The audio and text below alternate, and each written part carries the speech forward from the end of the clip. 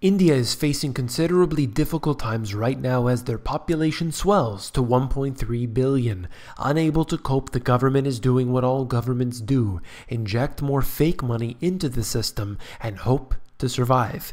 This is not going to work for any of these countries, and India will learn their lesson the hard way.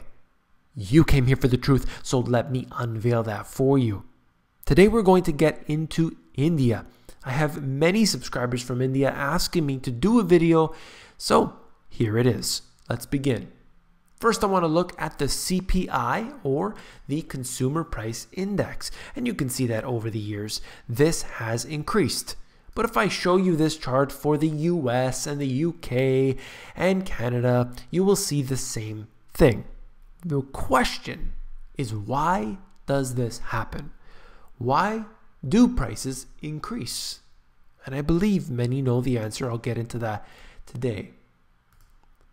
Bank non-performing loans to gross loans for India. So on the Fed's website, they had 2015 numbers. And you're looking at this. Imagine 6% bad loans. That's a serious number.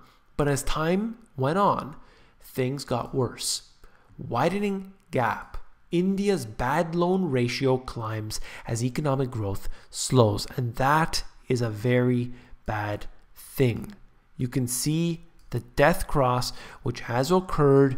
You'll see that the bad loan ratio is nearing 10%, and the GDP is slowing over the past year, potentially 2 years here.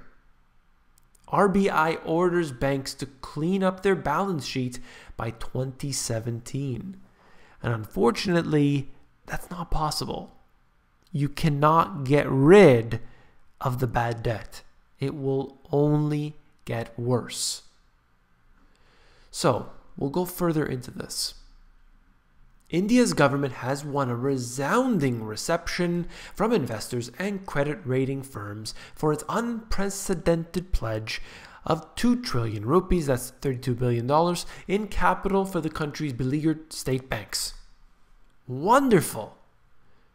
It's so wonderful that the central bank, that the government is willing to print money and give it to the bankers.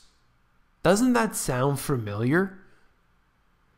The move, which drove an index of government-run banks up as much as 26%, is part of Modi's goal to help lenders meet tighter capital reserve requirements as slower economic growth and falling demand erodes borrowers' ability to repay loans. The sour debt is now at the highest since the year 2000. Now, the problem I have here is we see these holes developing all around the world.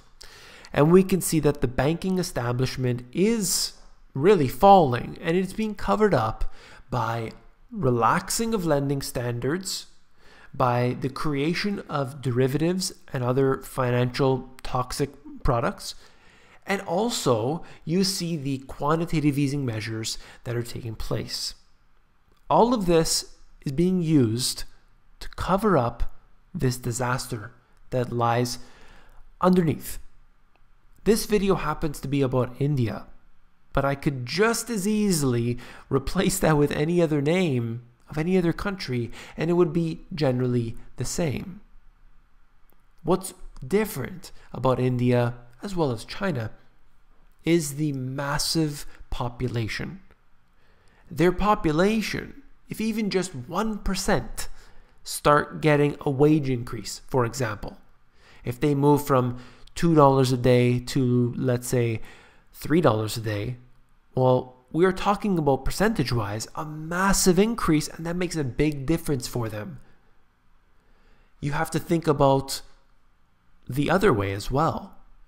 If there was a decrease of just a small amount, that makes a big difference. Imagine their food prices, if food prices increase by even just a few percent, all of a sudden it goes from being, affordable based on their daily income to being unaffordable. So you have to understand that that population, that size of population, a small percentage of the people really makes a big difference. I mean, if you think about just imports, for example, if a bunch of people, let's say 1% of the public, moves from the rural areas into the major cities, they all now demand agricultural commodities, for example. That's a big challenge, and it is potentially a big money maker as well. So these are things that you need to think of as more and more people are moving into the cities, which is the general trend for both India and China and other developing nations. And it goes for, looking into it and really trying to address how does the future look, but maybe not necessarily 10 years down the road. For this, you'll want to look 1, maybe 2 or even 5 years down the road to address what's happening. Look at this. Nifty gains. State bank shares surge on record capital injection.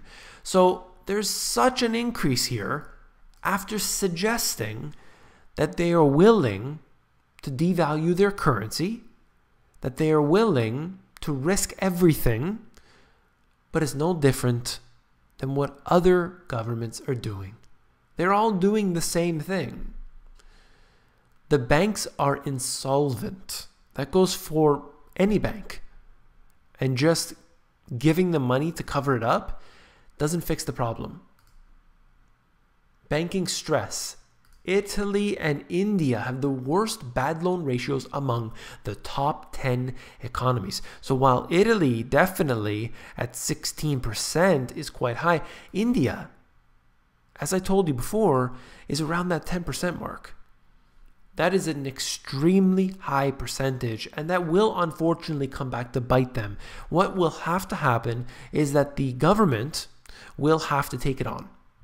And that's not good because they're struggling as it is. The private entities, there's this transfer of private, let's call it failures, transferred over into the public sector. So you have a lot of corporations that have taken too much risk. You have individuals potentially, and all of that gets put onto the government's back. Whether it's people claiming bankruptcy or companies being rescued or, anything. Think about, there's different stages here. Regardless, 10% is a very high number. 16% is an extremely high number. Italy is in a very bad spot. And the only thing saving them at this time, I believe, is the fact that a lot of other countries in Europe, particularly, own Italy's debt. So they're scared. So they need to keep it afloat. All right, quickly, I'm almost done here. Under the gun, nearly 18% of loans to industry sector are stressed. Looking at this here, you'll see, this is from RBI's own data, whether it's metals, cement, textiles, vehicles, a lot of these industrial type commodities and other things that are needed are really in a big problem at this time. If there was such growth, if there was a booming economy, if the engines were turning, I don't believe we'd see these numbers. Perhaps there's always some problems that exist. That's for sure. There's no doubt about that. You're always going to have companies that are going bankrupt. You're always going to have some level of corruption that's taking place. You're always going to have underlying problems in the system because they're never really rooted out. They're always there. However, these levels are way too high.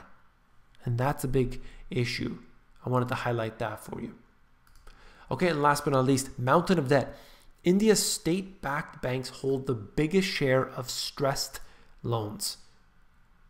And that just basically proves what I'm talking about, how the fact that the state-run banks, they're the ones taking all of that toxic debt on. That's what it's going to be.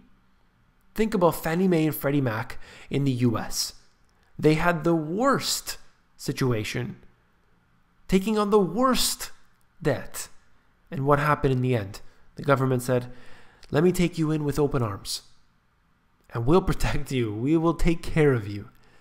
And unfortunately, that's trillions of dollars that'll never, ever be paid back into the system. It's going to have to sit there, or the US government is going to have to pay back in worthless confetti. But of course, many people would say we owe it to ourselves, therefore it doesn't count.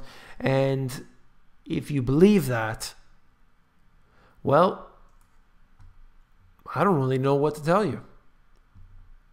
Debt will ruin a country, whether it's done by the government in some way, or whether it's done by the central bank acting in concert with the government. There's no way that this can ever be salvaged. Look at the amount of debt that these countries are carrying. India just happens to be one of them, okay? So, what I would say is that for any country, whether it's India or other developing nations, you can see that there are always going to be positives. There's going to be negatives. I'm seeing a lot of distress coming from India right now at this time. But simply because of their population, they have an uphill battle, don't get me wrong, but there is potential there in a very long-term scenario. So we'll see where it goes. I think personally that they should be staying very, very friendly with China. So as the growth of China continues, that they can sort of piggyback on that and continuously become a bigger and bigger trading partner with China. I think that that's their best bet. That's all for this video. If you found it informative, please give me a thumbs up. If you appreciate the fact that this is a global program, I do videos for people all over the world, whether it's Norway and Australia and India and so many more. I hope you do appreciate that. So please give me a thumbs up. Last but not least, if you found the video informative, I know you will find my books, The Money GPS, and my newer release, Global Economic Collapse, even more informative. You can actually flip through these books. If you go over to Amazon, they have a look inside feature. It's going to allow you to flip through the pages of these books to see if you like them. Take care.